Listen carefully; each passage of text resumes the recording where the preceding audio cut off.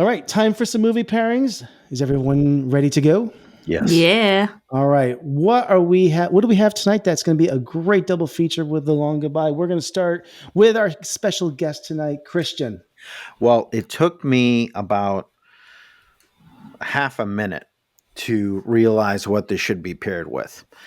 Now, a little while earlier, you said that we've talked a lot about the murkiness of this and things not being clear.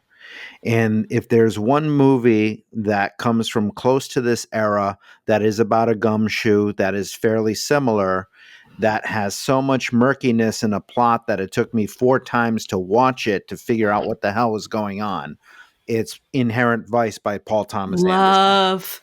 Okay. Love that movie. Because I watched the first time I was watching Inherent Vice, I loved it, but I couldn't tell you what the hell happened. I really couldn't.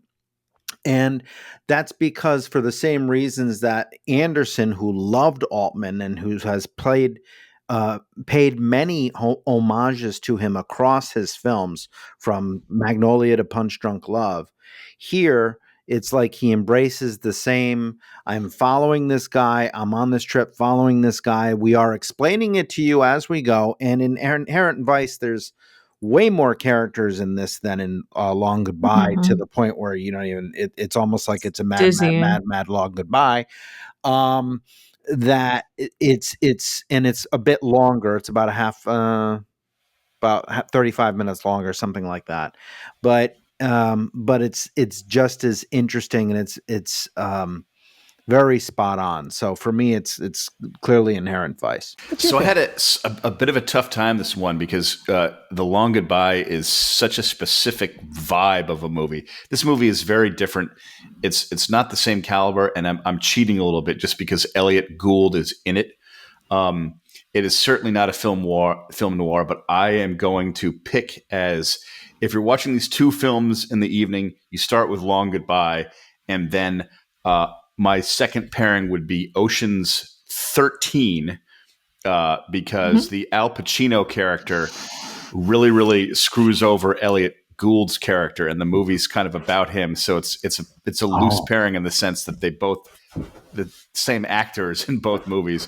But I enjoy Ocean's 13 a lot because Ocean's 12 was fun, but it's so all over the map that 13 is a kind of a course correct version that goes back to the heist style film in Vegas.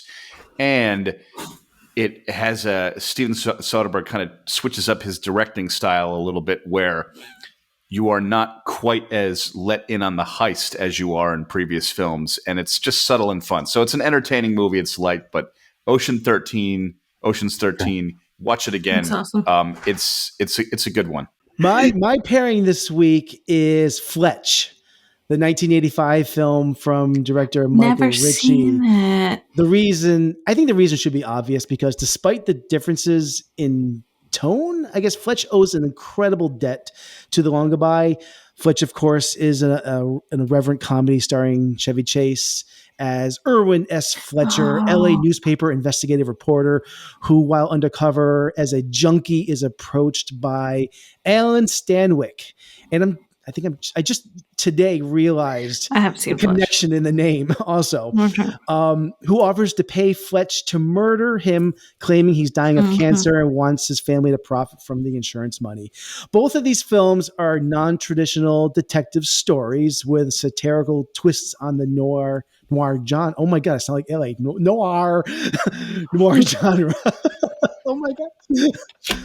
Both in both these films, Los Angeles, plays a pivotal character as well, which I think is great. But most of all, Fletch, I feel, takes like the Philip Marlowe character and kind of sensationalizes it. And Marlowe displays, an irreverence towards authority, wealth, and Fletch, is a more cynical version of that, and he fights the corrupt system with disguises and fabrications, which isn't much of a leap from what Gould was doing as Marlowe. But Fletch is easily in my top 20 favorite films of all time. I find this so funny, so quotable. I'm constantly quoting this movie at the most inappropriate times. The amount of occasions where I'm out to eat with people from work and we're talking about how to split the bill, and I just say, charge it to the Underhills, and I get a look like I have 3 heads. Nobody seems to get it. My pick for this, I don't know if any of you will have seen this, but it's an anime, Cowboy Bebop. I've heard of it. I've not seen Heard it. of it. I haven't seen it. Yeah. It's awesome. It is a great show. It is the year's 2071, and we follow a spacecraft filled with bounty hunters. And the lead character, Spike, is based on Robert Altman in The Long Goodbye. He is a chain-smoking, laissez-faire bounty hunter, just going through the motions. And it's awesome. It was a very short-lived show, but it was great. And the movie is just like a couple of hours of the show.